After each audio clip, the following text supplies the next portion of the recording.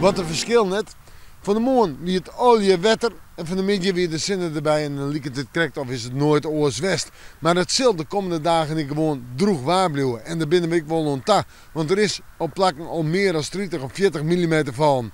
En dan is het een wierte boel, dan is het tegenweerd. Joen en vannacht droog waar. Flinke opklarings. De wind valt haast hier op voort, vooral op het Versteloon. En dat jouw temperaturen tussen de 5 en de 8 graden. Op de Eiloon zijn 10 graden. En er kan op plakken mist ontstaan.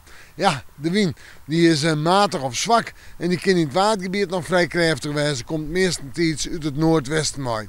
Morgen, een dag mee zinnen, een dag mee bewolking. Ik denk droog waar. Ik ga nog even twijfelen aan wat zeebuiken, maar ik houd op droog waar. Temperaturen om het bij de 14 of de 15 graden heen. En de wind, ja, wat meer uit noordwest tot noord. Ik denk dat we die kant wat meer op gaan. En die is matig of vrij krachtig in het kust- en watergebied. Op het Versteloon zwak of matig. Als we vooruit joggen, komen we een mandje, een tiezetje en een waasje, maar droog waar. Flink wat zinnen deze dagen.